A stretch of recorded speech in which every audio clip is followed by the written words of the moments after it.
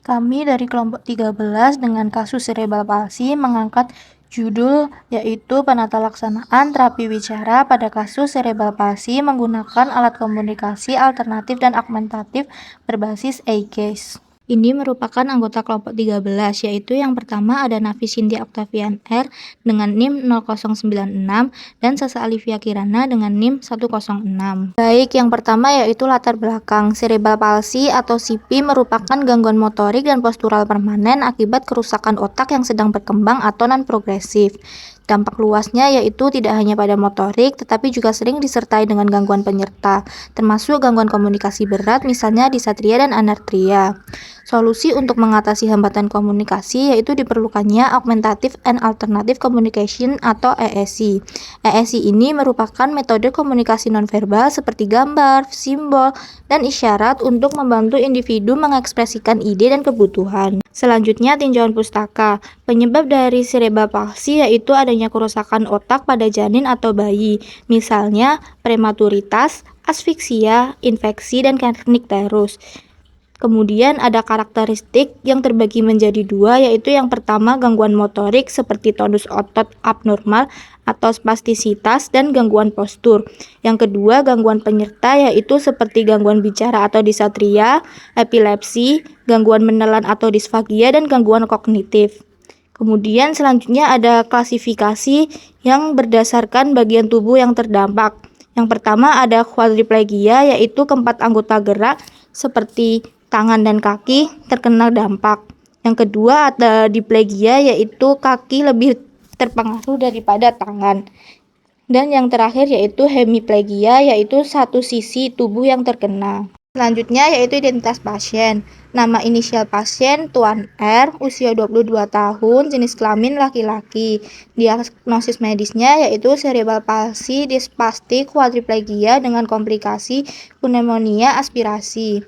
Riwayat terdahulu yaitu pasien mengalami diare, dehidrasi berat, dan kejang. Pasca kejang, pertumbuhan dan perkembangan pasien terhambat tidak seperti teman sebayanya.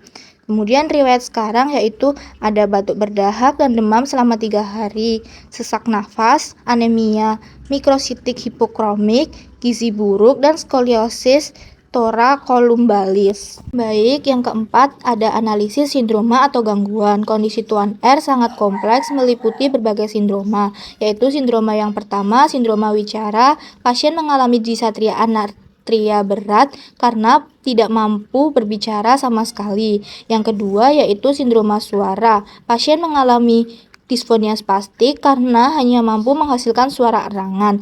Yang ketiga, sindroma bahasa. Pasien memiliki gangguan bahasa ekspresif, namun masih memiliki potensi kognitif reseptif, yaitu masih bisa memahami. Yang keempat, sindroma menelan. Pasien mengalami disfagia orofaringeal berat, seperti resiko tinggi aspirasi, karena pada saat makan atau minum masuk ke saluran pernapasan. Diagnosis utamanya yaitu cerebral palsy spastik quadriplegia dengan komplikasi pneumonia aspirasi. Kemudian yaitu prognosis. Prognosis pasien kurang baik yang ditandai dengan aset atau faktor pendukung. Ada 3 yaitu dukungan keluarga yang kuat, usia pasien masih relatif muda, dan pasien masih memiliki potensi kognitif yang baik. Kemudian limitasi atau faktor penghambatnya yaitu yang pertama kondisi medis dasar kompleks, yang kedua disfagia berat dan resiko tinggi aspirasi, yang ketiga gangguan komunikasi total, dan yang terakhir yaitu keterbatasan biaya dan akses layanan rehabilitasi. Baik, selanjutnya yaitu perencanaan terapi. Yang pertama tujuan jangka panjang atau LTG. LTG untuk pasien ini yaitu agar pasien mampu meningkatkan kemampuan komunikasi dalam jangka waktu 1 tahun. Kemudian ada tujuan jangka pendek atau STG. STG untuk pasien ini yaitu agar pasien mampu mengkomunikasikan 5 kebutuhan dasar seperti lapar, haus, sakit, ingin diganti posisi, ingin buang air kecil atau buang air besar secara konsisten, menggunakan kombinasi pandangan mata dan buku komunikasi bergambar dengan keakuratan 80% selama 3 sesi berturut-turut. 3. Materi terapi. Materi terapinya yaitu papan bergambar dengan kategori kebutuhan dasar seperti lapar, haus, sakit, ingin diganti posisi, dan ingin PAK atau PAP.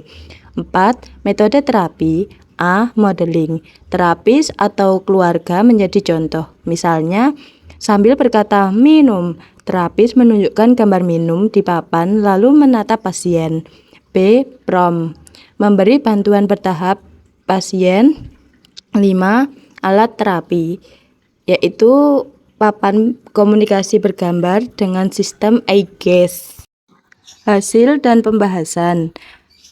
Dilihat dari prognosis, metode yang direkomendasikan untuk Tuan R adalah KAA jenis low-tech, yaitu papan komunikasi dengan sistem iGES, isyarat pandang mata.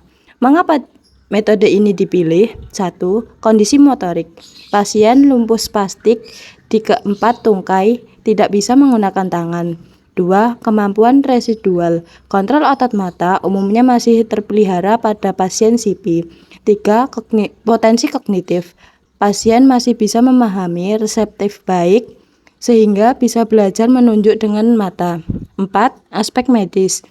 Dengan iGES, pasien bisa cepat mengomunikasikan rasa tidak nyaman saat makan, mencegah aspirasi dan pneumonia berulang. 5. Kondisi ekonomi. Biaya pembuatan sangat murah. Bisa dibuat dengan karton atau triplek dan gambar sesuai dengan kondisi ekonomi keluarga. Ini adalah contoh gambar KAA jenis low-tech, sistem iGES atau isyarat pandang mata. Keuntungan iGES. 1. Fungsional. Pasien bisa meminta kebutuhan dasar, menyatakan ketidaknyamanan, atau menolak sesuatu. 2. Efektif. Menggunakan kemampuan yang masih bisa dimiliki. Itu adalah kemampuan mata. 3. Praktis. Alat bisa dibuat sendiri oleh keluarga. 4. Meningkatkan kualitas hidup. A. Mengurangi rasa frustasi karena tidak bisa bicara. B. Mencegah isolasi sosial. C. Memberikan kemandirian dalam berkomunikasi. Kesimpulan, Tuan R, usia 22 tahun dengan cerebral palsy spastik quadriplegia dengan komplikasi pneumonia aspirasi, mengalami gangguan komunikasi verbal total dan disfagia berat sehingga membutuhkan intervensi AAC. Metode papan komunikasi dengan sistem iGES menjadi pilihan sangat tepat dan aplikatif dengan mempertimbangkan kondisi fisik, potensi kognitif, serta situasi sosial ekonomi pasien dan keluarga. Keberhasilan intervensi ini sangat bergantung pada konsistensi dan dukungan penuh dari keluarga serta tenaga medis dalam pelaksanaannya.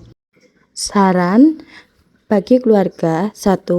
Praktikkan penggunaan papan iGES setiap hari dengan sabar dan konsisten. 2. Gunakan metode modeling, tunjuk gambar sambil ucapkan. Bagi tenaga kesehatan, dokter atau terapis: 1. Berikan pelatihan berkelanjutan kepada keluarga. 2. Lakukan asesmen ulang secara berkala untuk menambah kosakata. Bagi layanan kesehatan dan dinas sosial: 1. Masukkan pasien dalam program rehabilitasi berbasis masyarakat. 2. Fasilitas alat bantu komunikasi yang lebih ekonomis untuk jangka panjang.